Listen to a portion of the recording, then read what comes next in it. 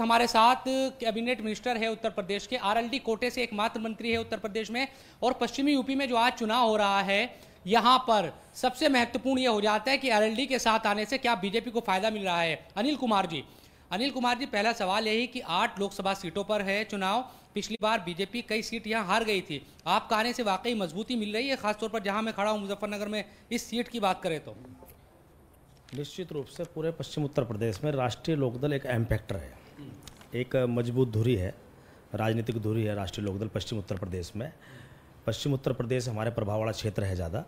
और जब हम लोग समाजवादी पार्टी के साथ में 2022 में, तब हम लोगों ने भारतीय जनता पार्टी को डिफीट करने का काम किया था। ये बड़ा फैक्टर था एक, दोनों पार्टियों को मजबूती मिली थी। आज राष्ट्रीय लोकदल आदरणीय जयंत चौधरी जी आज भारतीय जनता पार्टी के साथ में एनडीए गठबंधन में हम लोग शामिल हुए हैं, तो निश्चित रूप से फील्ड पर बहुत मजबूती के साथ हम लोग चुनाव लड़ रहे हैं। दोनों पार्टी के कार्यकर्ता नेता ज़मीन पर उतर के आज पहले चरण का वोटिंग भी हो रहा है, सभी लोग बूथ पे अपना वोट डलवा रहे हैं।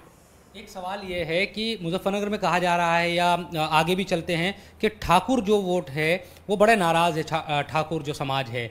वाकई क्या इस तरह की स्थिति है कि आप लोगों ने उनको मना लिया क्या? आखिर में ये भी कहा जाता है।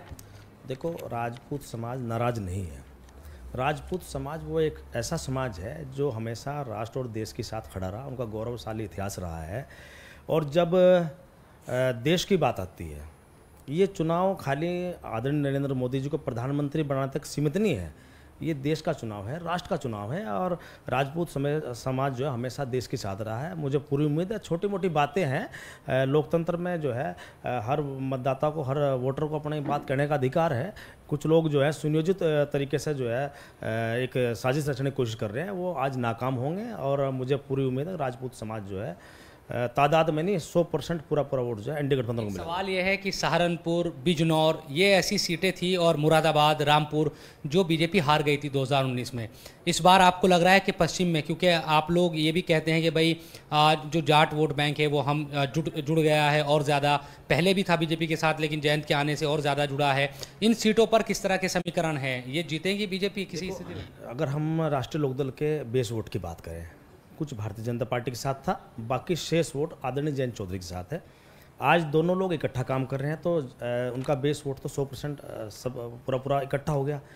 उसके अलावा तमाम सभी समाज के लोग आज एनडीए गठबंधन को वोट कर रहे हैं। ये बड़ा फैक्टर होता है, जब किसी प्रत्याशी को, गठबंधन को सभी समाज के लोग वोट करते हैं तो वो प्रत्याशी निश्चित रूप से जीत की तरफ चलते हैं, तो कोई सवाल ही पैदा नहीं होता। जब बहुजन समाज पार्टी सहारनपुर या बिजनौर जीती थी, उस समय सपा का, लोकदल का और बसपा गठबंधन था। आज सभी पार्टियां अलग लड़ रही हैं। बसपा अलग लड़ रही है, समाजवादी पार्टी कांग्रेस साथ गठबंधन है, समाजवादी पार्टियां कुछ है यहाँ, कांग्रेस का कुछ नहीं है, लोकदल भारतीय जनता पार्टी के साथ है, कोई सवाल ही नहीं उठता। निश्चित रूप से ये पार्टियां, चाहे सपा हो चाहे बीएसपी हो, ठीक है, शोएब पार्टी के नेता हैं, कैबिनेट मिनिस्टर हैं, तो ये तो जरूर ये कहेंगे कि हमारा पलड़ा भारी नजर आ रहा है।